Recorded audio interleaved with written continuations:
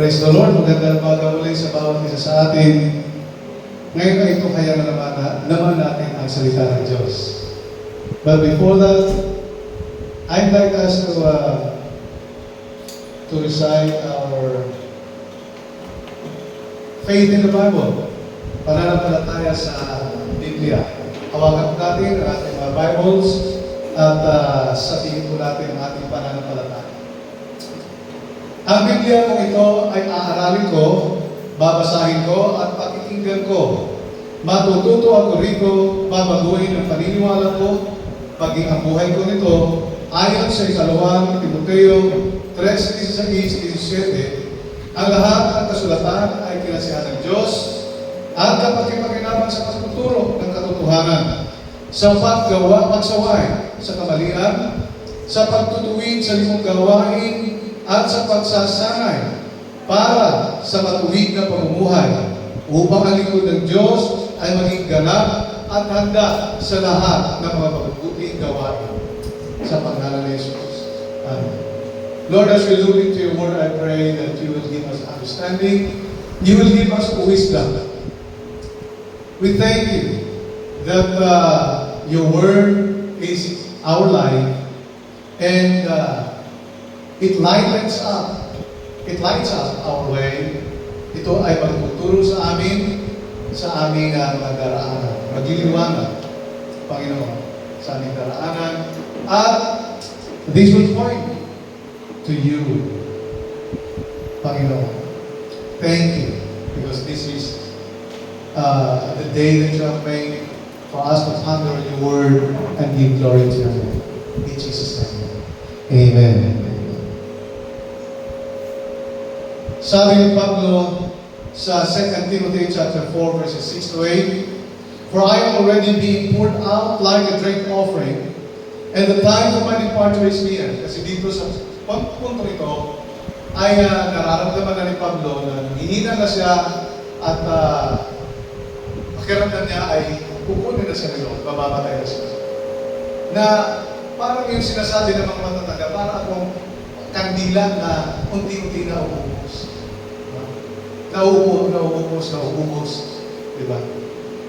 Na my day is near. Para matatapos na, huling araw na.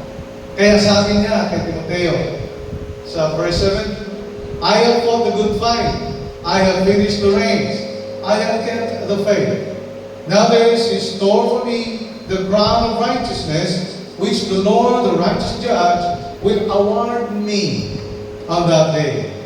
And not only to me, but also to all who have longed for His appearing." Na dito, sabi namin kanina, Paul was nearly parang malapit na siya na mamatay. Kaya sabi niya, I have fought the good fight. I have finished the race. I have kept the faith. Meron siyang tatlong binanggit dito na mahalaga. I have fought the good fight. I have finished the race. And I have kept the faith. Yan yung binanggit niya. Now, having all these three big, remarkable things that Paul did in his life, in his ministerial life, before the Lord, he's just like saying, I have done everything. Tapos na.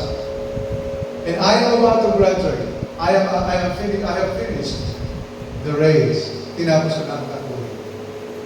Having said that, our topic for today, I will be talking to you about walking with the Lord Jesus Christ, the source of success. So this is to give tribute to our graduates who have finished their studies, whether in elementary, in elementary, in high school, and in college. So, tapos na yung mga pagdurusa nila, paghihirap. Kaya lang meron pang another phase na naman na ating dadanasin. At kung ano yung discovery natin, di ba? Alamin natin.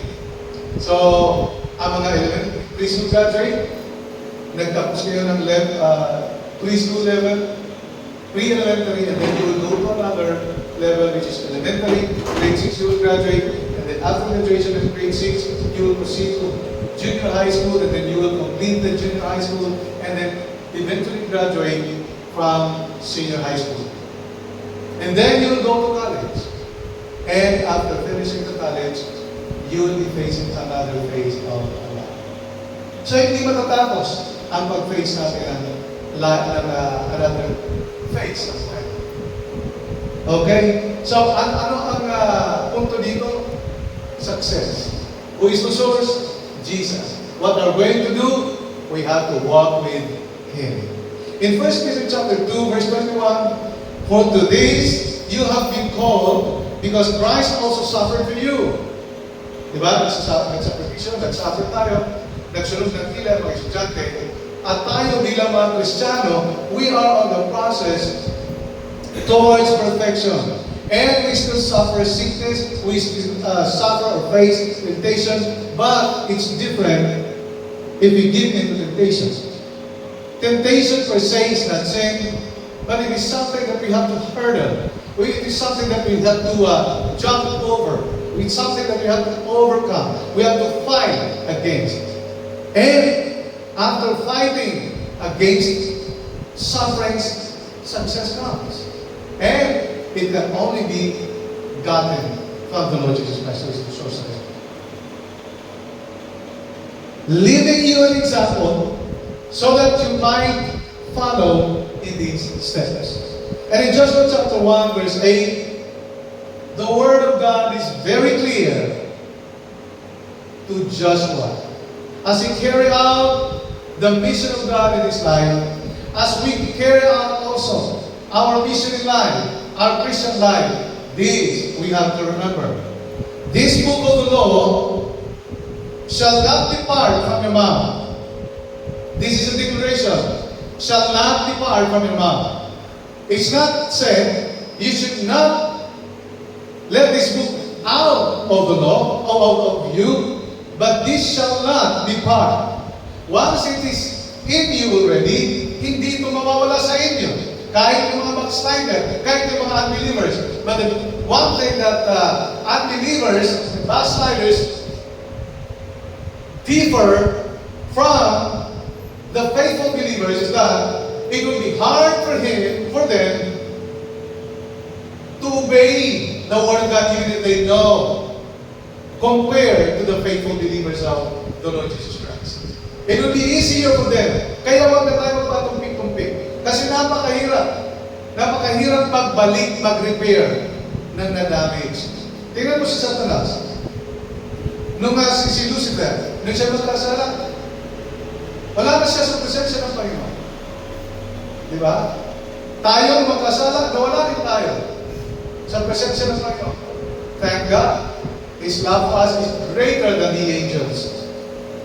Di ba? Kasi ang anghel, pag nagkasala sa beses na, tayo nagkasala, pero He gave His only begotten Son to reach us and to save us, to justify us, to sanctify us, and to promise us glorification in heaven with the Lord.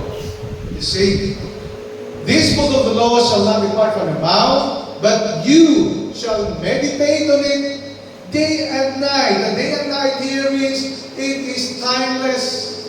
It is timeless. It is a continuous process. You have to ponder on the Word of God. Once it is on you, then whether you like it or not, it will ring. It will ring echo. Magre-ring ito sa ating mga isipan, sa ating mga damdamin. It will keep on knocking on us, reminding us to do what God wants us to do. That you may observe to do according to all that is written in it. Bakit hindi ito maaalis natin once we hear this? Once we know the Word of God? Because this will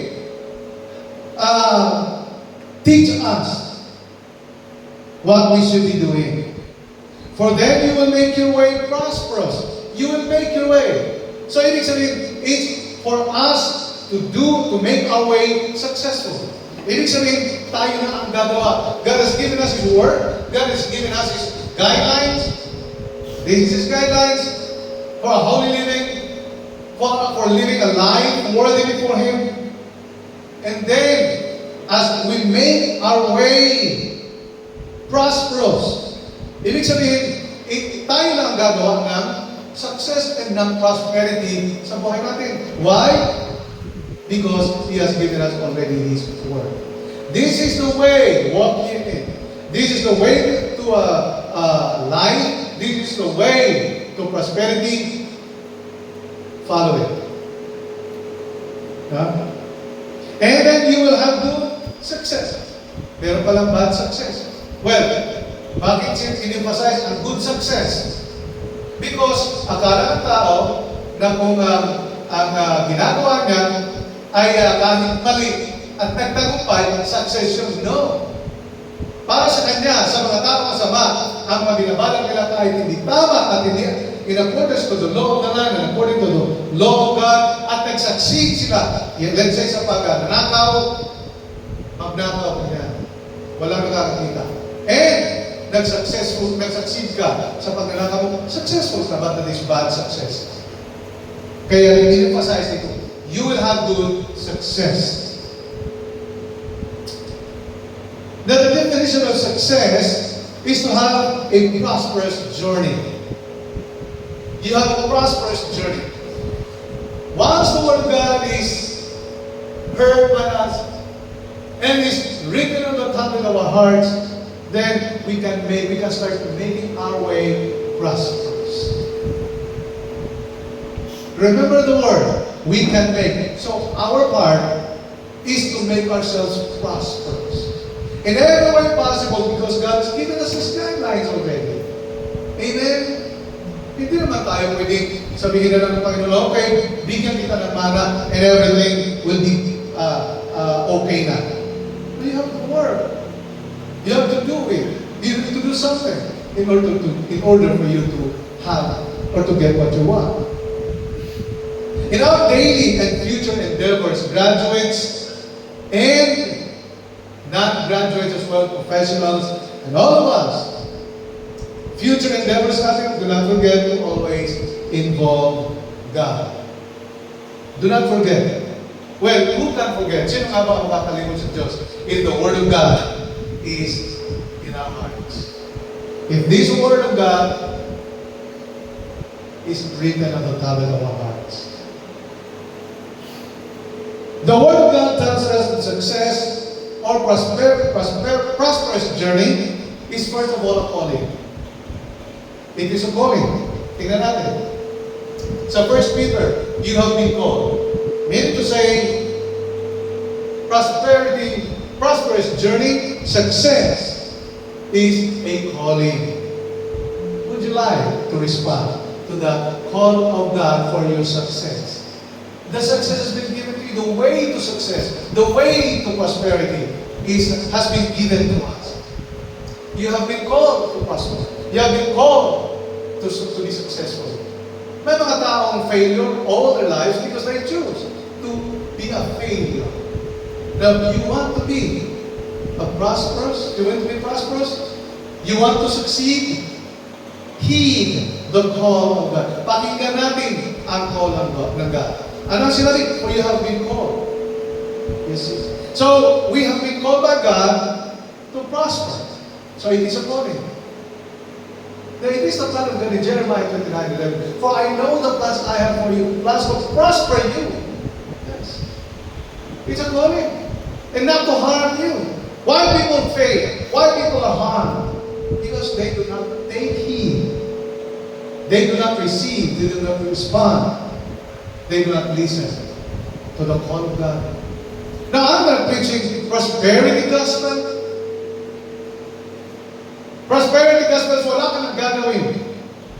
Para makuha ng prosperity gospel is you are bribing the Lord. No, you cannot bribe God. Hindi mo ano sa Tagalog yung bribe. Susuhulan mo ang Panginoon para i-bless ka. No, you cannot do that. We can never do that. In fact, God hates people who bribe. And bribery is a crime. Prosperity is a call. Let's bear in mind. It is a call. If you want to be successful, come to the Lord.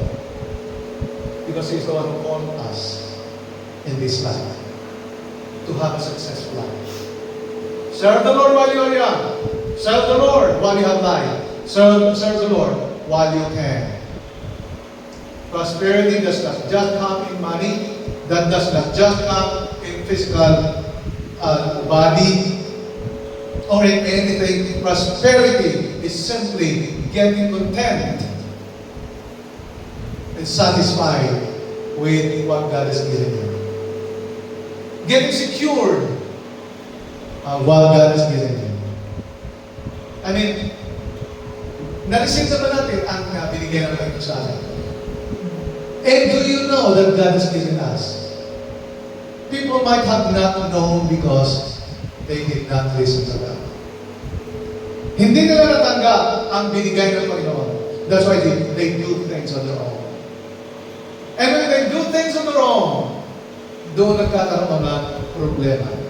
Because there is a way that is simply good for man, but the end of it is destruction. While the call of God is for you and me to be successful. If we respond to this calling, to be prosperous, we will reach it. Mararating po natin. We need not to envy. We need not to get jealous sa ibang tao kung ano meron siya. But let us be happy. Let us be blessed with the blessings that other people get. And ask God to bless you also. Yes, Lord, thank you. I know that you will also bless me because you have called me to prosperity or to prosper, to be successful. Di ba? One success after the other. Success from one to another.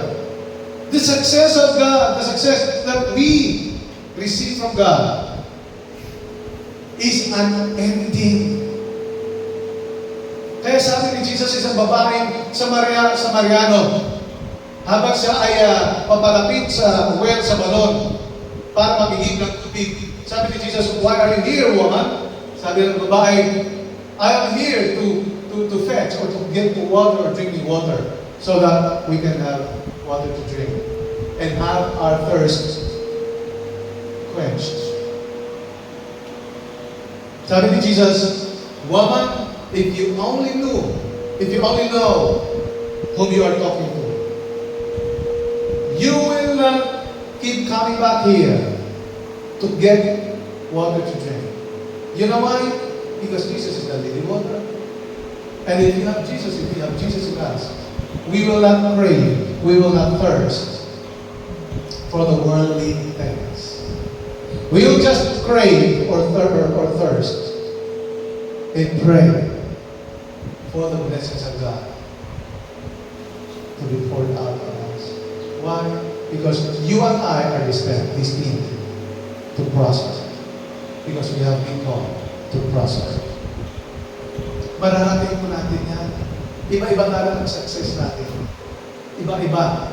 That's why, let's be good, let's be nice to the Lord. So that the goodness in us that we give to the Lord will radiate, will reflect to others, to the people that surround us. Kaya lang, bago natin marating ito, mayroong proseso. Sa mga estudyante, pagsusunod ng kilay. At sa mga graduate professionals na sa pagtatrabaho, you have to accomplish. You have to show output in your work. So that masabi ng boss mo, oh, meron kang output, productive tayo. You deserve, we deserve that pay. And that is success. Diba? That is prosperity. That is a blessing. Meron tayong mga sacrifices, meron tayong mga sufferings that we have to outgrow na kailangan natin malampasan. The growth which produces purity. Ito yung process na pagdadaanan natin bago natin marating ang blessing or success or prosperity. Because God has called us to prosper, this is the process. First, purity.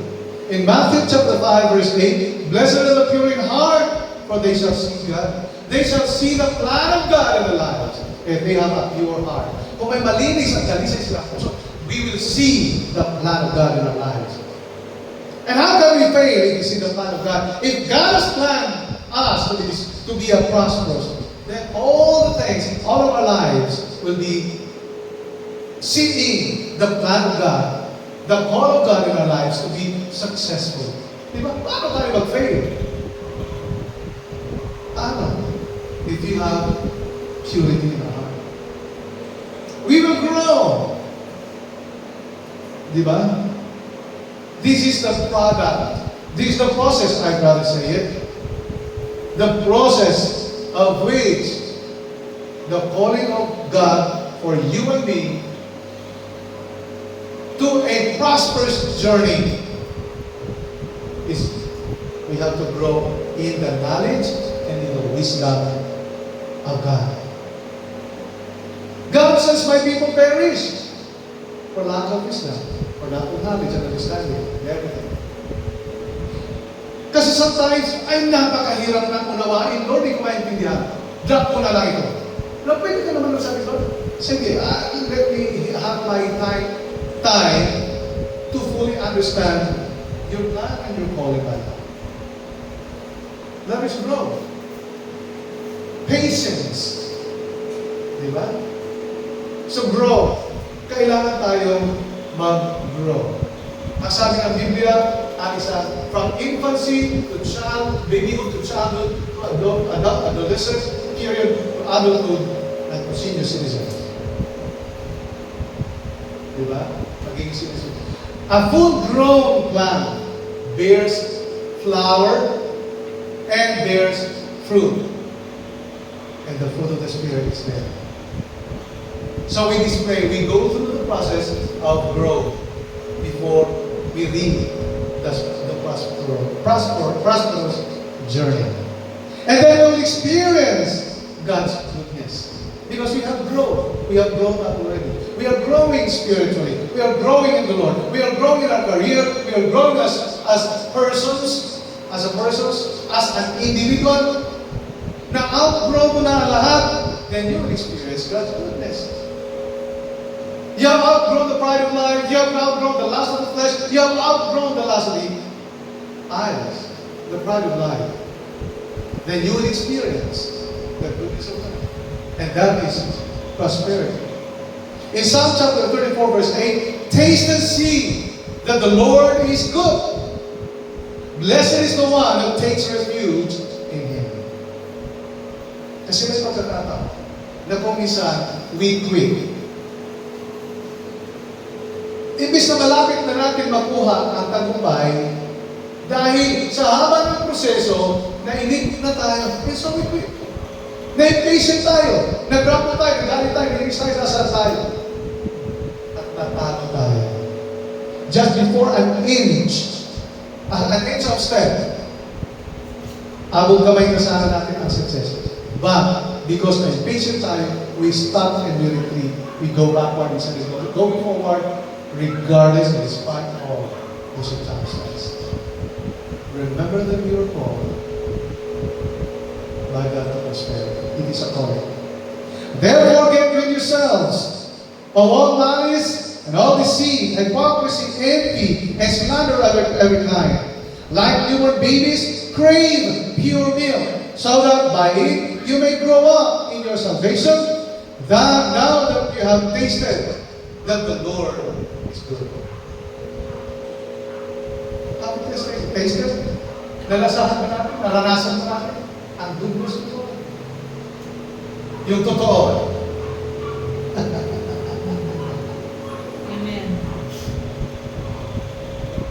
Na siguro may mga pagkakataon na as a tao, we fall short. We fall short to understand na ito lang talaga ang tamang na pagpapala para sa atin. Ito lang talaga ang tamang paraan at ang tamang mong gawin, ginagawa para marating. Para maka-abot doon sa plano ng Panginoon sa atin. At ito nga yung pagtanggap ng blessing or prosperous journey, which is a calling. Taste and see that the Lord is good. After having tasted and seeing the goodness of the Lord, ano daw? Outgrow. Get rid of all these things. Kasi hindi nagpapahadlang sa atin sa pagtupad sa calling ng Panginoon sa atin. But you are a chosen people, and you are a chosen people. Meaning that you are called a royal priesthood, a holy nation, God's special possession, that you may declare the praises of Him who called you out of darkness into His marvelous and wonderful light. Once you were not a people, hindi daw tayo mga tao na muna. Sino ba ang magtatatuhi ba tayo ng Panginoon na tao na lumabag tayo sa kasalanan? In fact, patay tayo, so we don't exist before the eyes of the Lord when we were sinners. And that's why sinabi rito, before hindi daw tayo mga what? Hindi daw tayo mga tao. Once you were not a people, then it says, once you were not my people, but now you are the people of God. You were not my people before because you were sinners. And your father is the father, and his father is the father of sin. He is Satan, the devil. He is your father. He's a murderer from the beginning. Kaya ang iisip ng tao, bakit na ginawa si Lucifer kung sa beginning pa lamang ay alam na ng Diyos na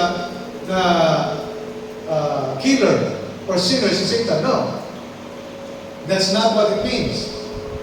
From the beginning that he rose in his pride, in his last of the eyes and his last of the flesh, that time he started to become a liar, to become a sinner, and the father of all sinners.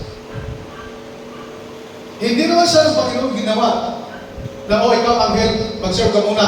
And within this period of time, mabalik ka pagkatapos sa kanan malabasin mo ang pagkasama mo. Kasi ang kasamaan ay nagulat sa kalooban ng tao. Only sa Lucifer. So from the beginning, kung saan siya nagsimulang maging masama, doon nagsimula. From the beginning of day that you did wrong, yun ang ibig sabihin. That Satan did wrong unto the Lord. Yeah. Once you were not the people, but now you are the people of God. Are we the people of God? A people who are called to prosperity. Amen. A people who are called to success. Amen. Amen. Again, I'm not preaching prosperity gospel. Kasi ang prosperity gospel, binubula mo ang tao, binubula mo ang Diyos. I'm not that type of preacher. And we are not that kind of Christians who make bola sa ating Panginoon. We serve the Lord at the pleasure of Him alone, so that God is pleased. He will bless us. Hindi natin inuuto-uto ang Panginoon, but we please God by obeying Him. Once you were not a people, many say, makasalanan kayo, that's why you're not a people of me, to me. And you're not my people, but now you are my people. Once you had not received mercy, but now you have received mercy. The mercy of the Lord is a blessing. It's a blessing that God showed us in mercy. Maraming salamat, Lord, for your mercy. Maraming salamat, Panginoon. Hindi naman karapat-dapat sa awa ko, but I thank you for showing me mercy, for showing me favor, and for making me prosper. The Word tells us, second, that success or prosperity journey comes with a training. If it comes, if prosperity journey, if success is a calling, it is, second, a training.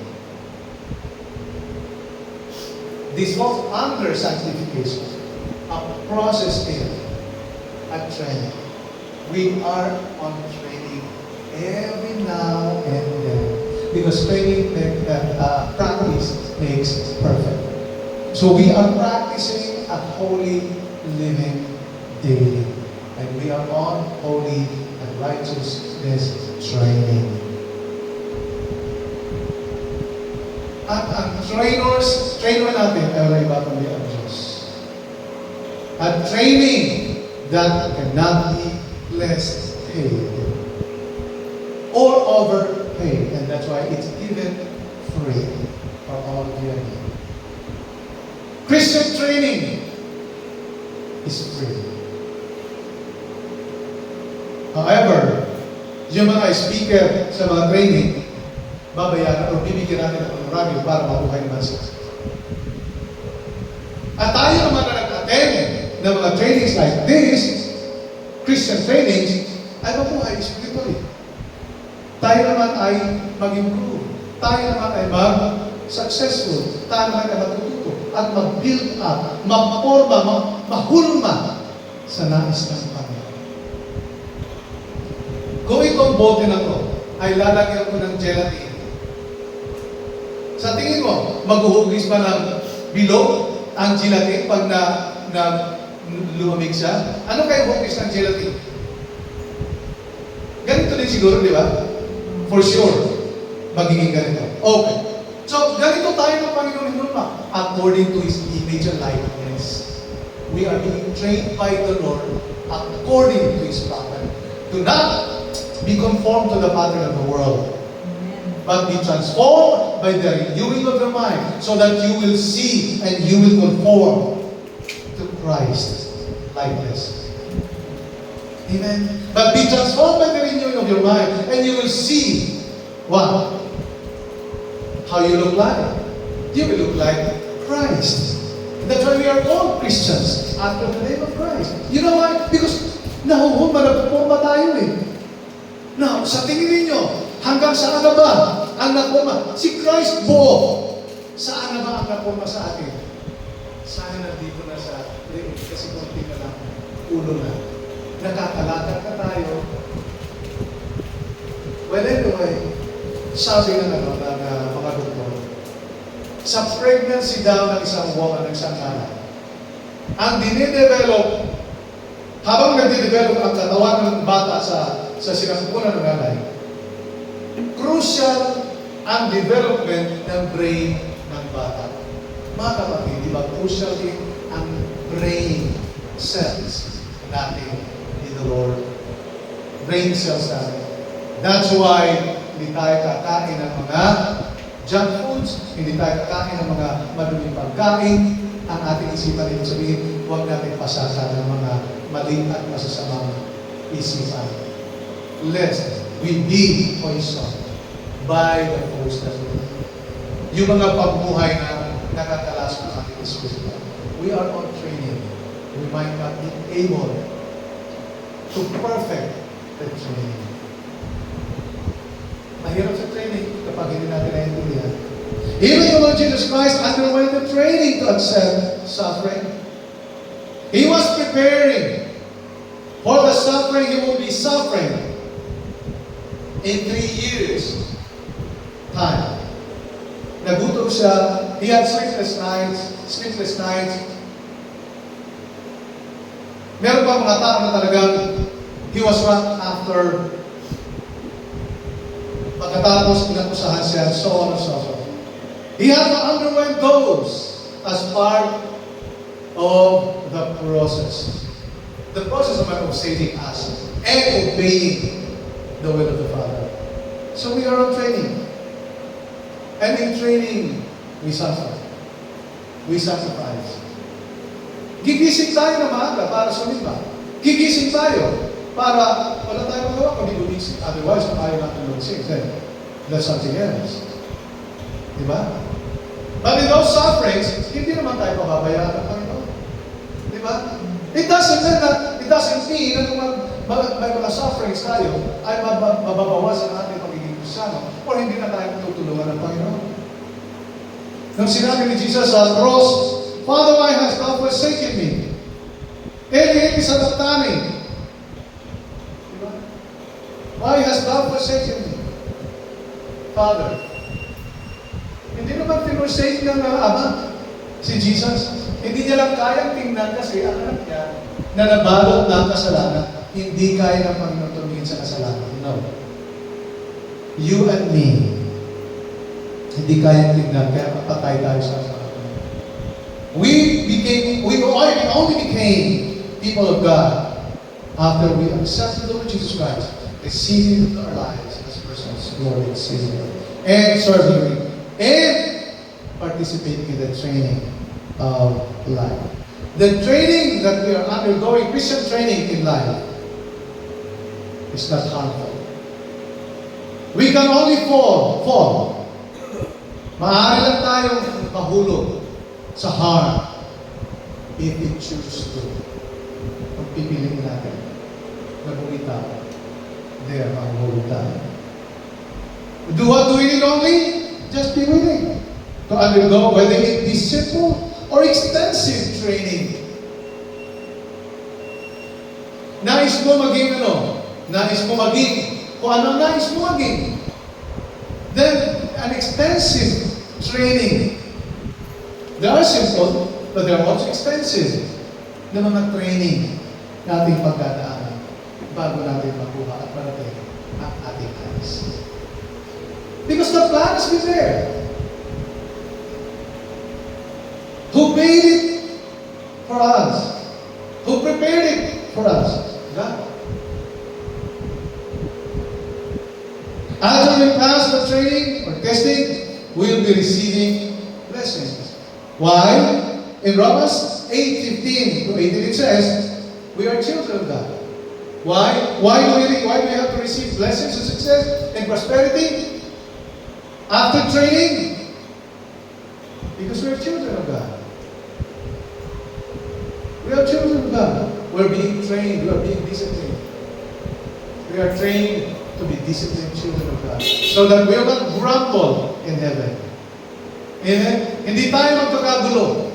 Hindi tayo mag-aaway-away doon sa langit. So we are being trained to be good individuals, to be good brethren to one another. If we are children, then we are heirs of God. Ang lahat ng pag-aari ng Panginoon ay mamanahin natin. We are heirs of God and joint heirs or co-heirs with Christ. Tagapagmana po tayo ng Panginoon. Alam niyo sa ibang bansa, sa mga bansa sa Europa, at kahit sa Middle East, na ang government nila ay monarchy. Ang hari, queen, ang namamahala sa kanilang bansa. Royal family, walang makakasunod sa posisyon nila outside their family. Kaya tinawag tayo royal priesthood, people belonging to the Lord. And that's why walang makakaagaw sa ating posisyon o sa ating mamanahing blessing sa langit. Isn't it good? Walang makakaagaw.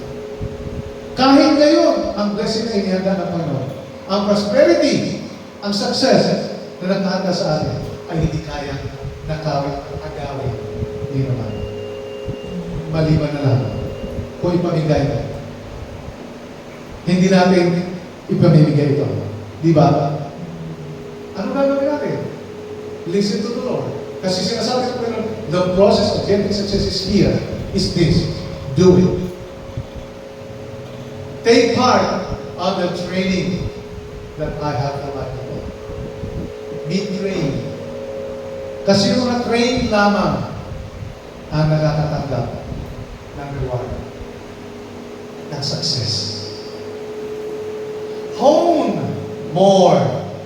Harness more. Train more. Be all the more obedient to the Lord. Patiently obedient to the Lord. For I recall that the sufferings of this present time are not worthy to be compared with the glory which shall be revealed in us. The glorification Ano lang ba ito? I am 53 years old. So what? I am sick. So what? I am poor. So what? Nahihirapan ko. Nagdurusa ko. So what? I have to go through the process. Because itong pagdurusa ko ito, paghihirap ko ito, cannot be compared to the glory that shall be revealed in us by God in Christ Jesus. Amen. Mahirap lang ako. Isang tuka ko. So what? Okay lang. There's heaven, there's God who is waiting for me after all. Hindi naman ako pinababayaan ng Panginoon. It's just not right for me. Hindi ko kailangan manloko ng ibang tao. Hindi ko kailangan swindle ng isang ibang tao. At hindi ko kailangan ang ibang tao, idamay sa ating mga, I'm sorry for the lack of word, sa mga kalokohan ko.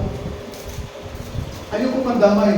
But, meron lang mga tao talaga na ibang takbo ng ibang isip nila at buhay nila, gusto nila may karamay sila sa kanilang failures. While the others are not like him, he is the only one who is rotten. Pero kung hindi aalisin, di tayo magpaiba sa sanlibutan, baka maapektuhan tayo. Masira ang plano ng Diyos. We are on training, remember. We need to get rid of malice and all sorts of misbehavior as a Christian.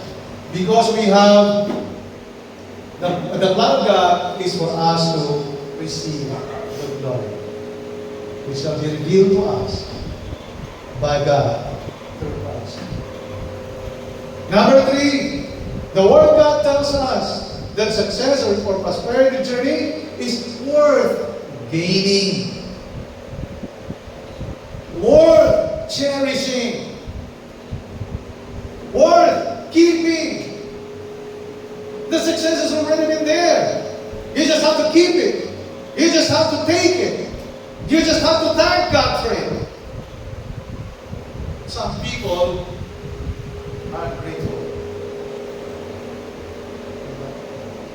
Some people walang kapusugan. Sabi ng Biblia. Sabi naman ang tao ay walang contentment.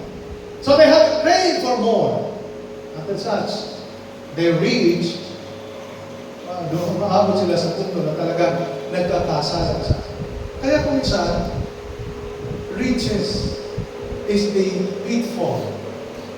Ang kayamanan, ang fame, at ang katanyagan, at kahit ang brilliance, and even the beauty, dapat pinapangalagaan at ginuglorify ang Panginoon.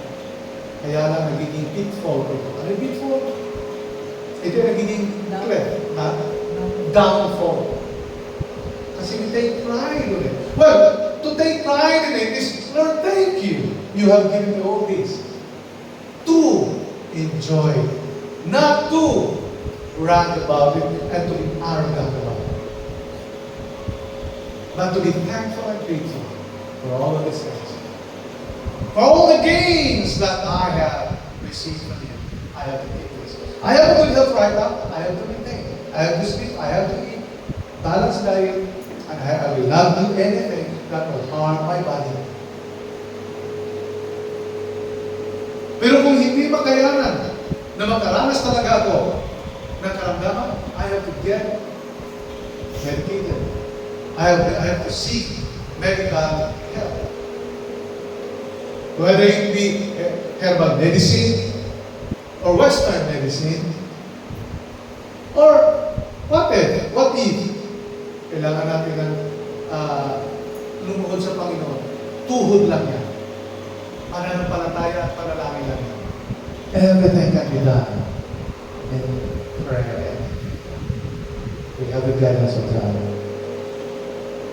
Prosperous journey, success, as we are walking with the Lord Jesus Christ, is worth gaining, worth keeping, worth. Wow.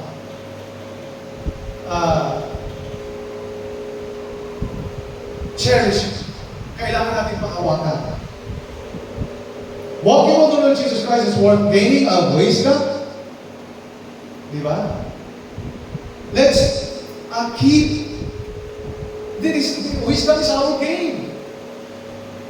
Bakit ba natin pagkakawalan ang karunungan? It's our gain. Wisdom how to discharge our obligations and commitment to the Lord. Wisdom is right judgment of ourselves.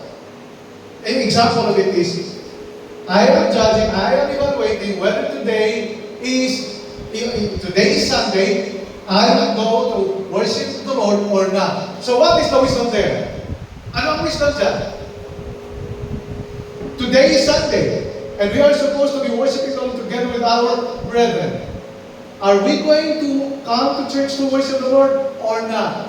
What is the wisdom there? Ano ang wisdom dyan? Ano ang right judgment, correct judgment?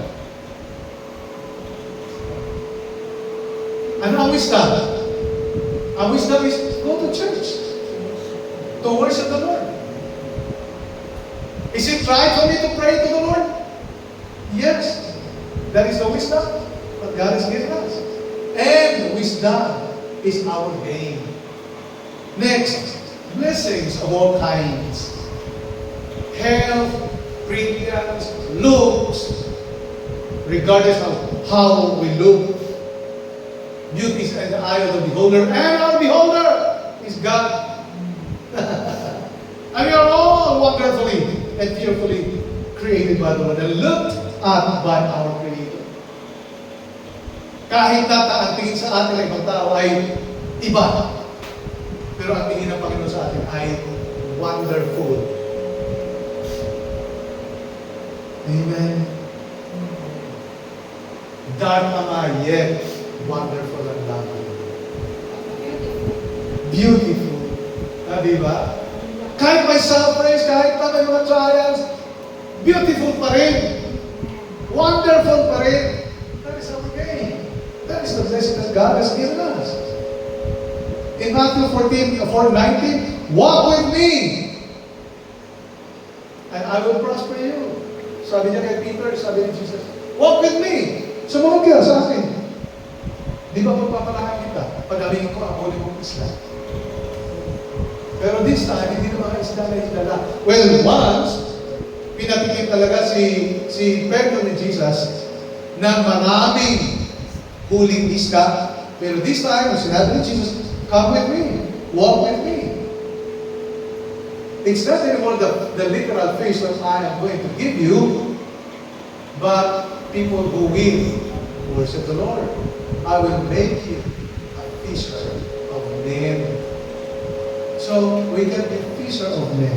We can be fisher of what God has told us or commanded us to do.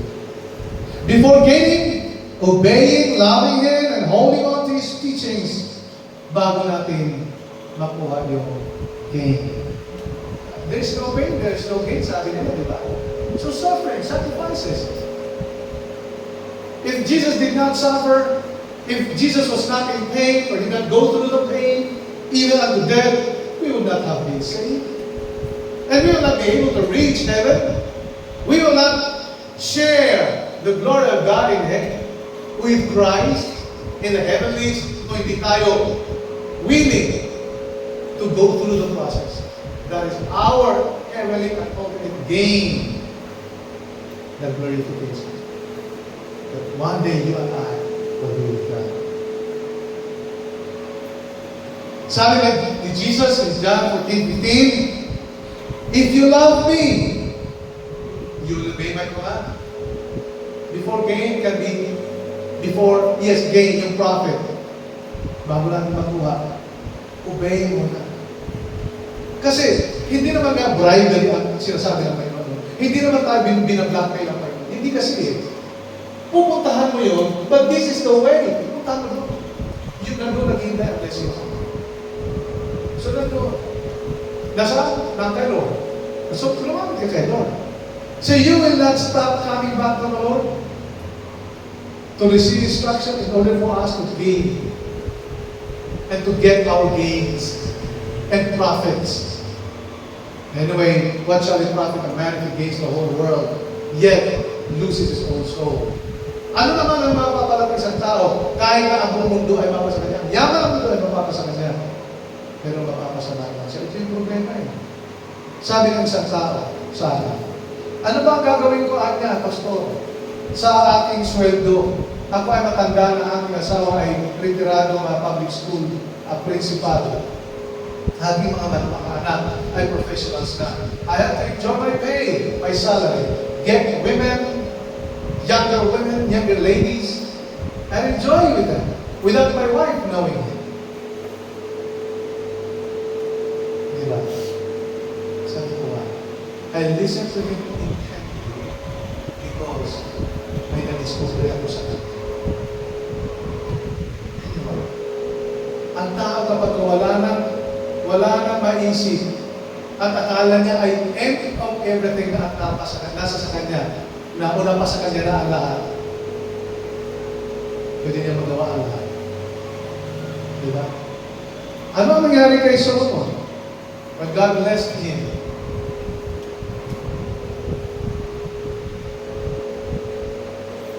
pero siya ng maraming asawa at concubines. Kaya na kasi pakainin. Kaya na kasi suportan. But that's not it. That's not gain. It was supposed to be Solomon's gain, that he was blessed with wisdom, that he was blessed with wealth, that he was blessed with physique, but he used them or their blessings for his downfall. And in John chapter 14, verse 21, whoever has my commands and obeys them is the one who loves me. And those who love God gains or gain. John 14:23, Jesus replied, if anyone loves me, he will obey my teaching. Of course, obey. And after obedience, gain. Blessings, life, eternal success, prosperity journey. Prosperity in our journey. In Philippians 1:21, for to me to live is Christ. This phrase is our eternal gain. Having Christ is an eternal gain. So that when we die, we will not die without gain. We will not die in vain, but we will die with so much gain. Eternal life, eternal gain. Walking with the Lord Jesus, the source of success or prosperous journey, graduates and everyone else, younger ones and adults alike. In our daily and future endeavors, do not forget to always involve God. Why? Because the Word of God tells us that success and prosperity is a journey, or prosperity journey is a calling. Second, the Word of God tells us that success or prosperity journey comes with a training. So we are being trained. Train a child in the way he should go, so that when he is old, he will not depart. We started from infancy and childhood in our Christian lives, and now we have been, after we have been trained, now we have become adults, and it's time for us to bear spiritual children and take care of our spiritual children. Training. Thirdly, the Word of God tells us that success and or prosperity journey is worth gaining. You have not failed God. You're not a failure, but you have gained. In Proverbs chapter 3, verses 5 and 6, and all of these things, all these three process of going through prosperous journey or success, what we have to do, what we have to have, ano kailangan meron tayo? Trust. Trust in what? Not in us. Not in anything else. Not in our yaman, not in our brilliance, but trust in the Lord. And lean not on your own understanding. In all your ways, acknowledge Him. At ang napakaganda, the Lord will direct our path. And in fact, He said, the steps of a good man are ordered by the Lord. So if you are walking right now as a Christian, the Lord is ordering your steps to what? To a calling in your life. You are heading on to attaining and perfecting the training that God has trained you to be, has given you to undergo. And we are walking towards gain, or in the way of profit. We have profit already. We have gained already. Not the ire, not the irritability of God, but the love of God. Remember to trust the Lord. Success, prosperity comes only after responding to the call as it is of God for us, after taking up extensively the training, not just simply. Do not take for granted the training that God is giving us today while we are alive, but extensively attend, join, take part the training. Later on, you will see, you will become a trainer. Well, by principle. And then, lastly, success is our way. Only trust. Father, we thank you for the word you have given us today. It is my prayer that we can keep your call in us. Your call for us to prosperity.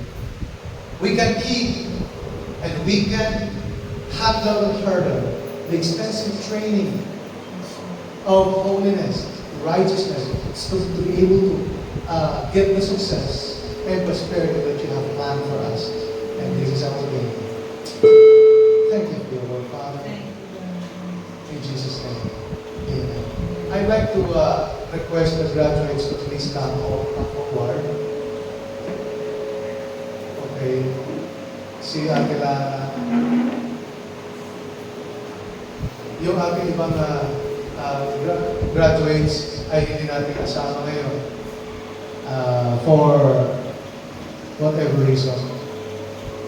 Now, I'd like to place our hands, reach out to Ate Lana, and yung iba pa natin, Bethany, at kung sino pa ang may nag-graduate ngayon, ipanalangin po natin si Lana. Tapos na ang kanyang elementary high school journey, ngayon ang college mo. That the Lord will bless her. Father God, I lift up to you, Lana, Yes, Lord. including Bethany, na wala kayo, Yes, and Julia. It is my prayer, Father, that you will give them strength, the way you have given them in the past.